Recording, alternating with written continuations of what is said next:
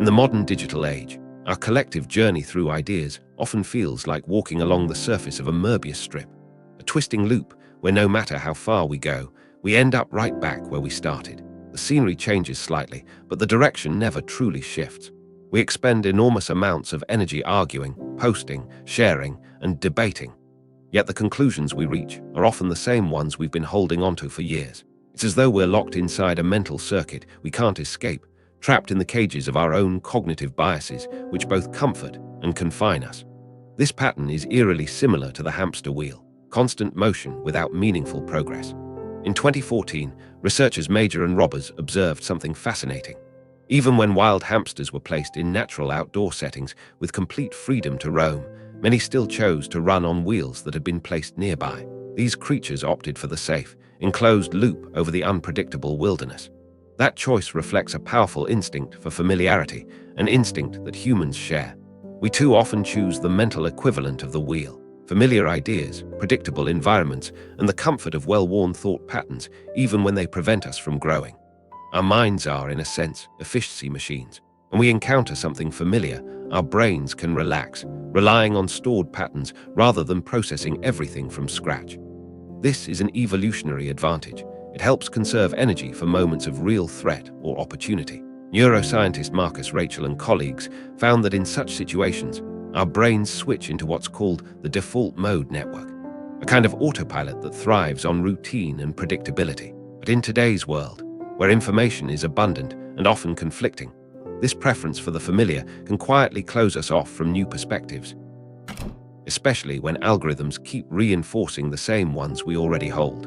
Nowhere is this cycle more obvious than on social media. The platforms we use every day are built on algorithms designed to maximize engagement. They learn what we like, what we comment on, what we watch until the end, and then they give us more of the same. In political contexts, this creates echo chambers. A liberal user's feed fills with liberal voices and news outlets, while a conservative user's feed becomes saturated with conservative content. The effect is subtle but powerful.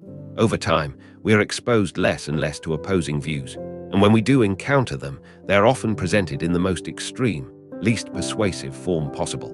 This filtered environment feeds directly into confirmation bias, the human tendency to accept information that supports our existing beliefs while dismissing information that contradicts them. In an era of political polarization and rapid news cycles, it's easier and emotionally safer to stick with sources that agree with us. Our brains are already overworked from constant digital stimulation. Actively seeking out and engaging with opposing views can feel exhausting, even threatening. The result is selective exposure. We gravitate toward information and communities that align with our worldview. In these online information bubbles, opposing ideas are not just rare, they're often framed as dangerous or dishonest. And when misinformation enters these bubbles, it spreads quickly. Vasoi, Roy, and Arrell, 2018, found that false stories spread 70% faster on Twitter than true ones. Sensational misinformation is especially potent when it matches the emotions and beliefs of the group consuming it. Within echo chambers, the lack of contradictory voices means falsehoods go largely unchallenged, and the social validation of peers further entrenches them. This isn't a new human weakness. The Asch conformity experiments of 1951 revealed that people will often go along with a group's obviously wrong answer to a simple question rather than stand out as dissenters. Deutsch and Gerard later expanded on this with their concepts of normative and informative social influence.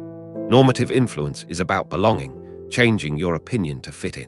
Informative influence is about trust, accepting someone else's view because you're unsure of your own. Both are at play in online spaces where uncertainty is high and the fear of social isolation is even higher. Political strategists and influencers know this and exploit it. They present their opinions as undeniable truths and, more importantly, tie them to widely accepted values so that rejecting the opinion feels like rejecting the value itself. For example, in US debates over gender-neutral bathrooms, opponents have framed the issue as part of the universally supported value of protecting children. By linking that value to a specific legislative goal, disagreement with the policy can be portrayed as an attack on the value. This rhetorical sleight of hand is effective because it simplifies complex issues into binary choices. On platforms that reward quick, emotionally charged content, nuance gets lost. In polarized communities, even moderate opinions can appear centrist or traitorous. This dynamic pushes people toward more extreme public positions than they privately hold, resulting in cognitive dissonance and a widening gap between actual beliefs and performative statements. Muzafer Sherif's 1935 autokinetic effect study showed how individuals' judgments shift to align with group consensus. Social media creates a similar environment, where disagreement can mean ostracism, and conformity is rewarded with likes, shares, and a sense of belonging. Over time, the diversity of thought within these groups shrinks, and the content that thrives is the content that plays to the group's extremes. This convergence of psychological tendencies and algorithmic design leads to a digital environment where productive discourse struggles to survive. Social media turns political engagement into performance, measured not by insight or persuasion, but by clicks, comments, and outrage. Outrage, after all, is shareable. Outrage keeps people scrolling, and the algorithms are indifferent to whether that outrage leads to understanding or deeper division. We find ourselves in a feedback loop. Algorithms reward the most polarizing content, people respond by producing more of it, and opposing sides drift further apart. The more we feed the system, the more it feeds our biases. Breaking free requires effort, seeking out diverse perspectives, tolerating discomfort, and resisting the easy pull of confirmation. But these acts run counter to both human psychology and the platform's design, making them rare and difficult to sustain.